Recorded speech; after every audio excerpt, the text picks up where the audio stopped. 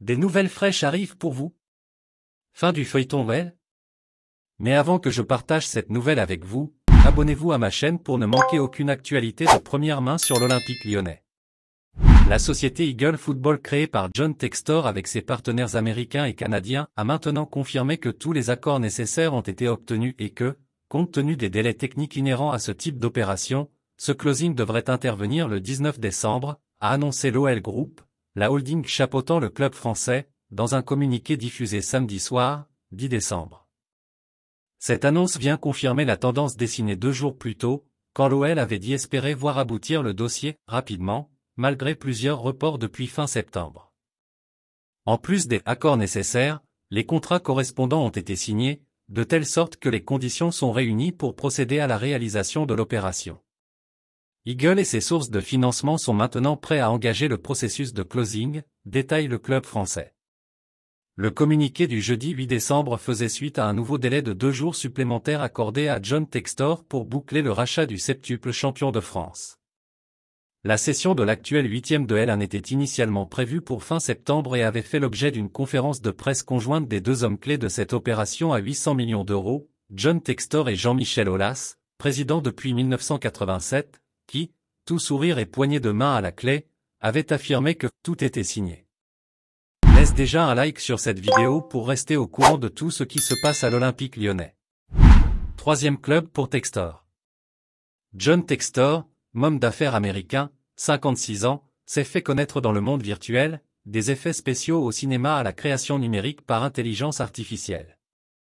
Avec l'OL, il prendrait le contrôle de son troisième club de football, après Botafogo, équipe brésilienne de renom, et Molenbeek, qui ambitionne de retrouver l'élite belge.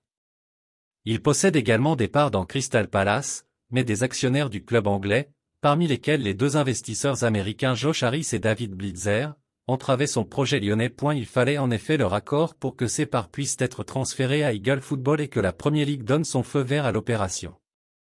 Eagle Football, une holding regroupant John Textor, l'homme d'affaires canadien Jamie Salté et l'américain Josh Harris, s'est engagé fin juin à acquérir la totalité des actions et la moitié des OSRAN, obligations convertibles en actions émises pour financer la construction du Groupama Stadium, détenu par Allnest, la holding de la famille de Jean-Michel Aulas, 27,7% du capital.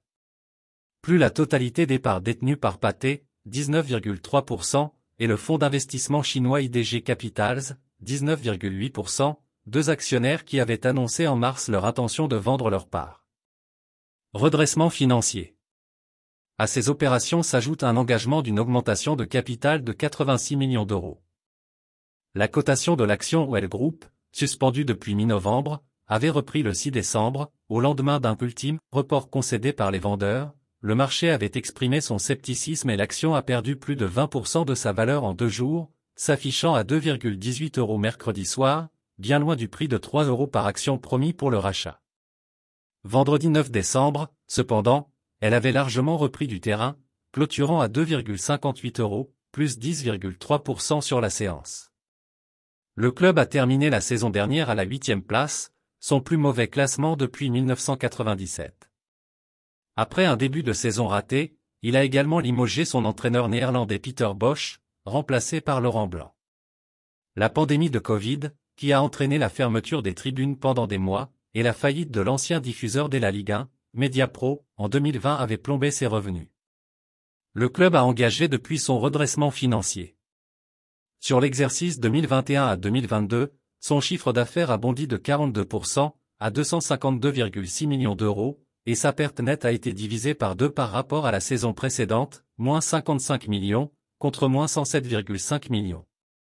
Et ses résultats sont encore en hausse de juillet à fin septembre. Son chiffre d'affaires a progressé de 30%, avec notamment une hausse de 45% de ses recettes de billetterie. Et puis, fan, quelle est ton opinion sur cette nouvelle? Laissez votre commentaire ci-dessous car votre avis est très important pour les gones. Avez-vous aimé le contenu? Laissez votre like et abonnez-vous à ma chaîne. Maintenant, je vous apporte une autre nouvelle fraîche de l'Olympique lyonnais pour vous. Merci.